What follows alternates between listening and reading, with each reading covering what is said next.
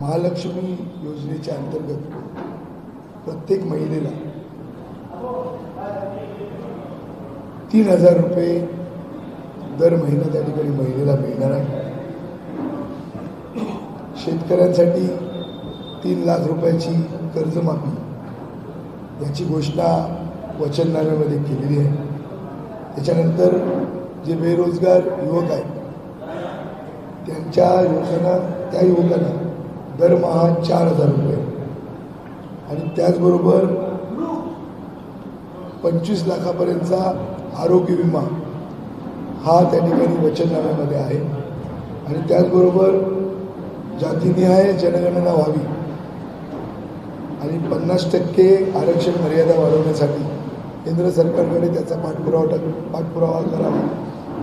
त्याबाबत अशा प्रकारची पंचसूत्री विकासाची जी आहे ही आमच्या वचननाम्यामध्ये जाहीरनाम्यामध्ये आहे। त्याचबरोबर ही संपूर्ण जी महागाई आहे या महागाईवर नियंत्रण ठेवण्याकरता 5 जीवनावश्यक वस्तूंचे भाव हे आपण त्या ठिकाणी स्थिर ठेवणार आहोत।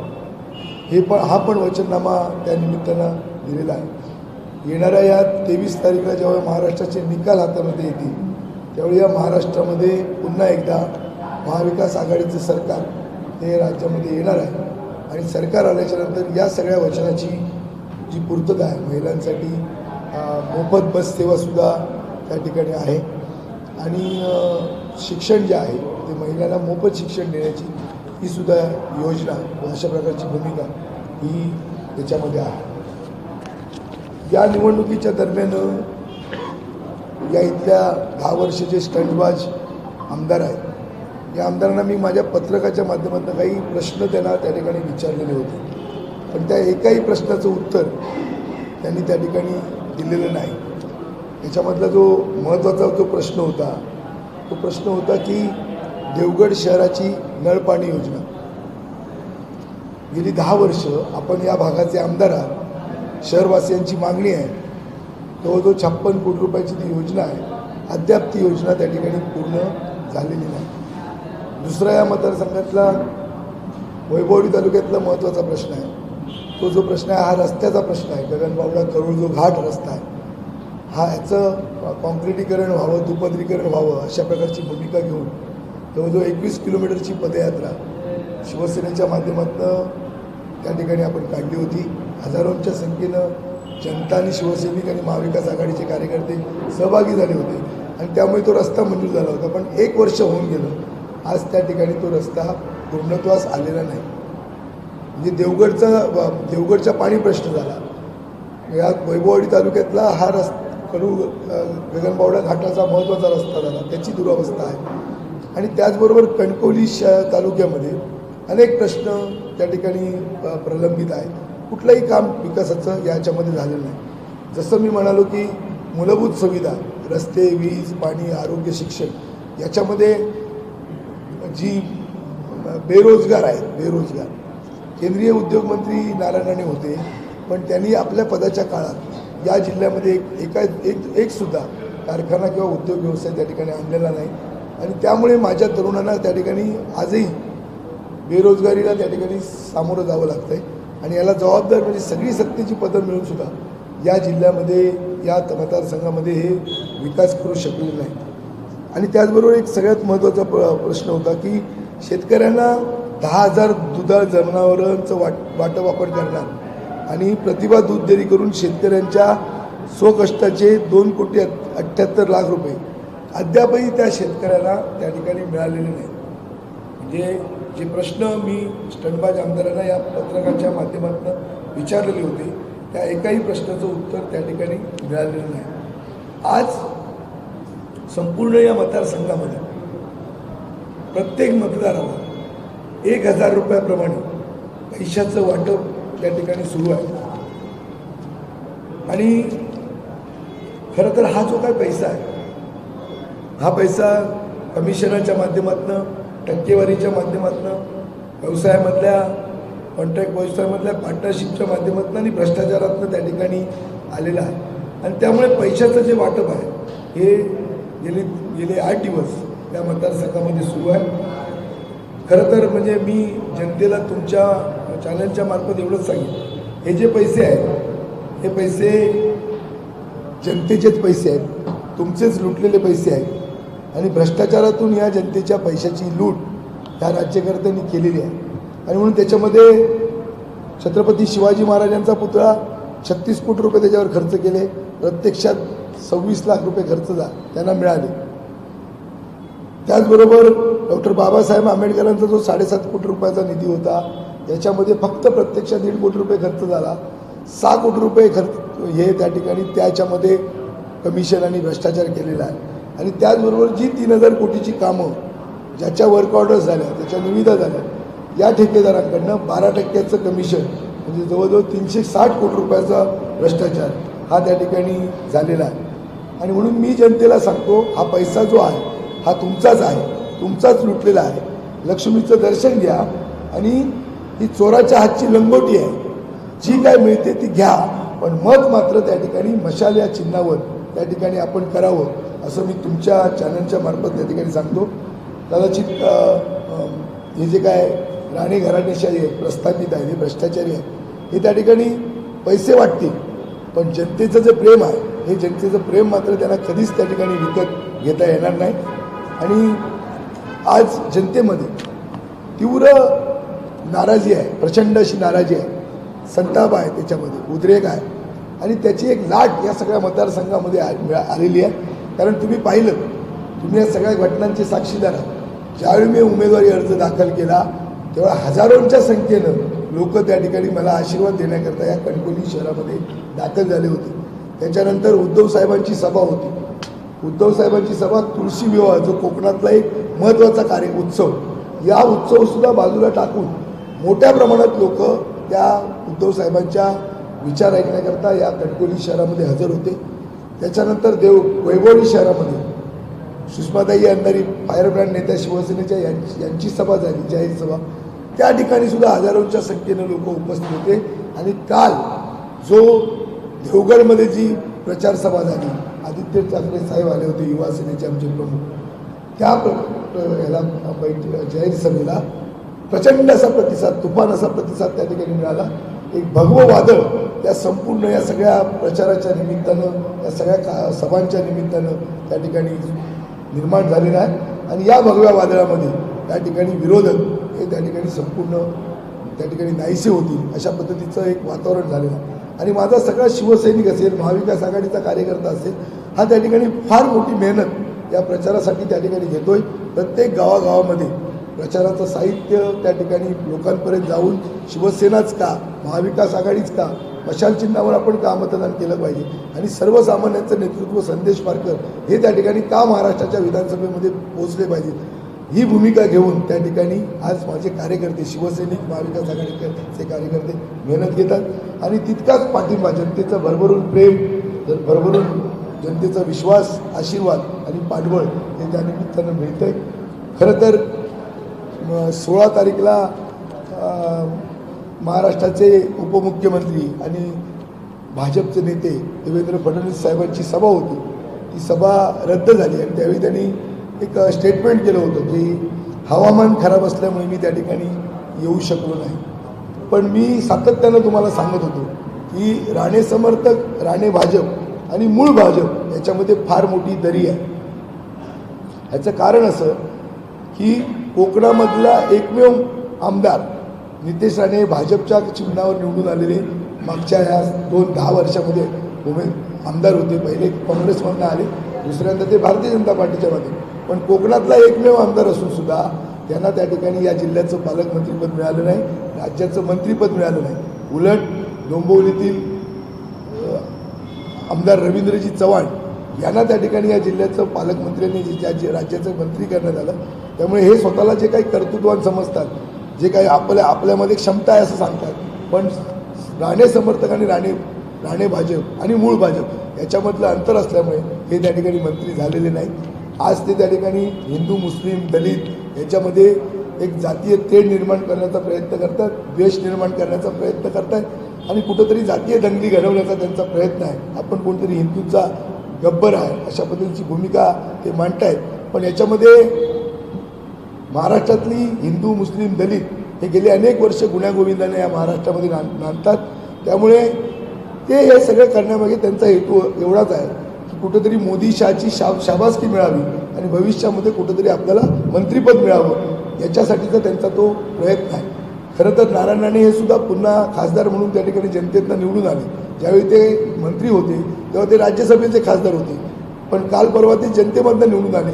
तरीसुद्धा या केंद्राच्या मंत्रिमंडळामध्ये त्यांना केंद्रीय मंत्री त्या ठिकाणी केलेलं नाही. आणि म्हणून मी तुम्हाला एक सांगतो की मूळ भाजप आणि राणे समर्थक आणि राणे भाजप याच्यामध्ये फार मोठं अंतर आहे. खरं तर कालचं ते हवामान खराब नव्हतं, नितेश राणेंची वेळ वाईट होती, त्यांचा वेळ खराब होता. आणि म्हणून एक संदेश म्हणजे योग्य असा संदेश हा त्या ठिकाणी या सगळ्या फडणवीस साहेबांनी या मतदारसंघातल्या जनतेला त्या निमित्तानं दिलेला आहे. खरं तर भारतीय जनता पार्टी ही त्या ठिकाणी नितेश राणेंच्या सगळ्या या भूमिकेबद्दल म्हणजे ज्यावेळी ते भारतीय जनता पार्टीच्या विरोधामध्ये होते त्यावेळी त्यांनी सांगितलं होतं की देवेंद्र फडणवीस नावामध्येच त्या ठिकाणी खोट आहे. फडणवीस हे महाराष्ट्राला त्या ठिकाणी काही देऊ शकणार नाही, ही भूमिका त्यांनी स्पष्ट जाहीरपणे मांडली होती. दुसरं जे स्वर्गीय आप्पासाहेब गोगटेंचं कार्यालय आहे भारतीय जनता पार्टीचं देवगड शहरातलं, या शहरातल्या कार्यालयावर त्यांनी अंडीफेक केली होती, दगडफेक केली होती. त्याचबरोबर हे जे काही सगळे RSS वाले आहेत हे RSS वाले हे हाफ चड्डीवाले आहेत हे सांगण्याचं काम त्या ठिकाणी आमदार नितेश राणेंनीच केलं होतं. पुण्यामध्ये जो राम गणेश गडकरींचा पुतळा आहे हा जो कोण पुतळा पाडेल त्याला 5 लाखाचं बक्षीस हे सुद्धा आमदार नितेश राणेंनी जाहीर केलेलं होतं. त्यामुळे किती हे त्या ठिकाणी भारतीय जनता पार्टीशी प्रामाणिक आहे आणि म्हणून त्या ठिकाणी देवेंद्र फडणवीस हे त्या ठिकाणी यांच्या सभेला त्या ठिकाणी आलेले नाही. त्यांनी जो काही संदेश द्यायचा आहे या मतदारसंघामध्ये हा मूळ भाजपच्या कार्यकर्त्यांना संदेश दिलेला आहे, जनतेला त्या ठिकाणी संदेश दिलेला आहे. कारण सातत्यानं ज्या या प्रस्थापितानं या भ्रष्टाचाराने या घराणेशाहीच्या नेत्यांनी सातत्याने ज्यांनी यांच्यावर उपकार केले त्यांच्यावर हे बेईमान झालेले आहेत. स्वर्गीय बाळासाहेब ठाकरेंनी या दगडाला शेंदूर पासला आणि महाराष्ट्राचा मुख्यमंत्री केला, त्या शिवसेनेशी हे प्रामाणिक राहिले नाहीत. ज्या काँग्रेसने यांना त्या ठिकाणी महसूल मंत्री केलं त्या काँग्रेसशी हे प्रामाणिक राहिले नाहीत. त्यांनी त्या ठिकाणी सोनिया गांधींना सांगितलं की तुमचे हात रक्ताळलेले आहेत आणि स्वतःचा पक्ष काढला स्वाभिमान. जवळजवळ वर्षभरामध्ये त्या पक्षाचं विसर्जन करावं लागलं. जनाधार संपल्यानंतर भारतीय जनता पार्टीने यांना राज्यसभेवर घेतलं, खासदार केलं आणि आज त्या भाजपशी सुद्धा हे प्रामाणिक नाही आहेत. आज त्यांच्या मुलाला त्यांनी शिंदे गटामध्ये त्या ठिकाणी प्रवेश केला आहे आणि तिथल्या मतदारसंघामध्ये ते शिंदे गटामध्ये त्या ठिकाणी उभे राहिलेले आहेत. म्हणजे हे फक्त यांना स्वतःचंच त्या ठिकाणी दिसतं, स्वतःचा कसा फायदा होईल तो मग आर्थिक असेल राजकीय असेल अशा पद्धतीनं यांचं या ठिकाणी काम या जिल्ह्यामध्ये सुरू आहे. आणि म्हणून याच्या बाबतीमध्ये प्रचंड नाराजी ही सगळी जनतेमध्ये आहे. घराणेशाहीच्या विरोधामध्ये हा जनतेचा लढा आहे आणि एक सर्वसामान्य कार्यकर्ता संदेश पारकर याच्या मागेही त्या ठिकाणी जनता आहे. कारण गेली 35 वर्ष हा जो काही सगळा संघर्ष आहे हा जनतेमध्ये राहून त्या ठिकाणी मी करतोय, लढतोय जनतेसाठी. अनेक प्रश्न मी सोडवताना आपल्याला दिसतोय. मी मगाशी म्हणालो गगनबावड्याच्या 21 किलोमीटरची पदयात्रा आपण काढली. गगनबावड्याच्या घाटाच्या मंजुरीसाठी आज वर्ष झालं तो घाट त्या ठिकाणी होत नाही, पूर्ण होत नाही. त्याच्यासाठी सुद्धा आम्ही त्या ठिकाणी आंदोलन केलेलं होतं. या जिल्ह्यातल्या शेतकऱ्यांना फळपीक विमा हा 1 जुलैला मिळाला पाहिजे होता, पण 4 ऑक्टोबर जरी महिना आला, 4 महिने जरी होऊन गेले तरी त्यांना मिळाला नव्हता. पण शिवसेना म्हणून आम्ही आंदोलन केलं आणि कुठंतरी त्या ठिकाणी जाग आणली त्या विमा कंपनीला, राज्य सरकारला आणि केंद्र सरकारला. म्हणून त्या ठिकाणी शेतकऱ्यांना त्या ठिकाणी पैसे मिळाले. ओसरगावचा टोल हा त्या ठिकाणी जनतेला जाचक होता. हा टोल दिवसाला जवळजवळ 7 लाख रुपये गोळा करण्याचा त्यांनी निर्धार केला होता आणि प्रत्यक्षात टोलला सुरुवात पण केली होती. पण शिवसेना, महाविकास आघाडी आणि या जिल्ह्यातले व्यापारी आम्ही सगळे एकसंघपणे त्या ठिकाणी लढलो आणि तो टोल जो टोल होता तो टोल आम्ही त्या ठिकाणी बंद केला. आज 2.5 वर्ष त्या ठिकाणी टोल बंद आहे. जवळजवळ 50 ते 60 कोटी रुपये हे त्या ठिकाणी जनतेचे आम्ही त्या ठिकाणी वाचवलेले आहेत आणि या पुढच्या काळामध्ये सुद्धा तो टोल सुरू होऊ देणार नाही ही भूमिका आमची आहे. काल परवा तुम्हाला माहिती आहे की ST बसस्थानकावर जो प्रकार झाला ज्याच्यामध्ये एक मुस्लिम भगिनी 36 वयाची एक मृत पावली, ती गरोदर पण होती आणि त्या महिलेला न्याय मिळवून देण्याकरता जी लढाई आम्ही केली 3-4 तास झाले. त्या ठिकाणी कुठलंही STचं प्रशासन त्या ठिकाणी आलं नव्हतं.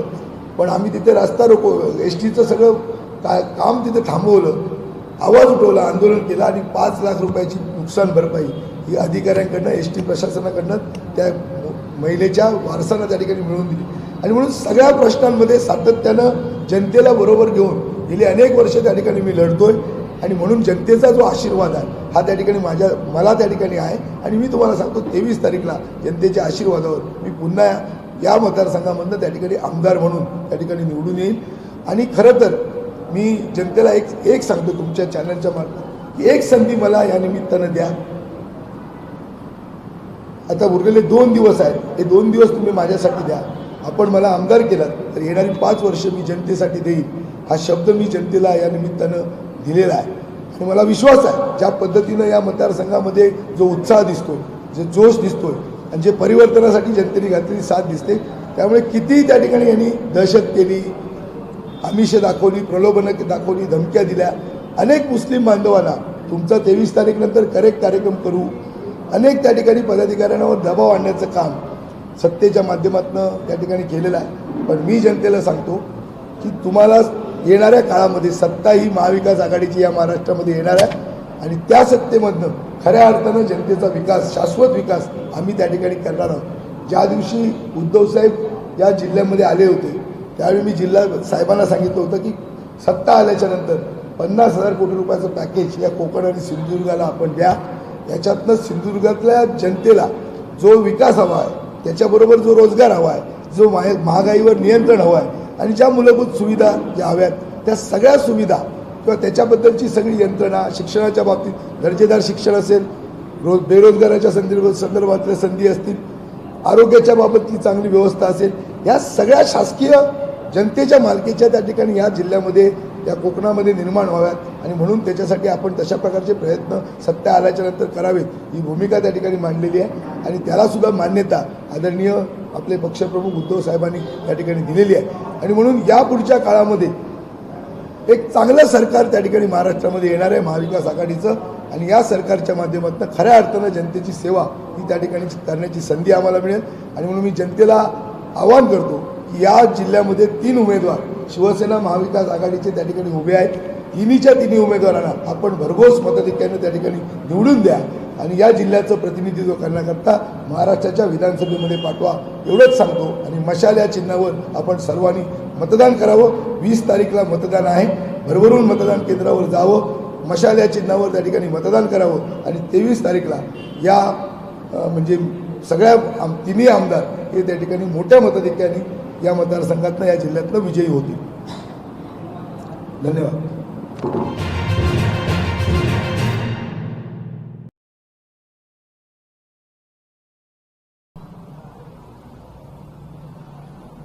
शिवसेनेचे फक्त 25 आमदार निवडून येतील महाराष्ट्रामध्ये असं म्हणतात. खरं तर शिवसेना संपवलं म्हणून काय झालं ते आपण बघितलं. आज बाळासाहेबांच्या डोळ्यात अश्रू आणले, त्या राणींना याच लोकांनी, कोकणातल्या लोकांनी पराभूत केलं. आणि आज बाळासाहेबांबद्दल जे काय बोलले आणि आज बाळासाहेबांचाच फोटो लावून जे मतं मागतायत त्यांचा राजकीय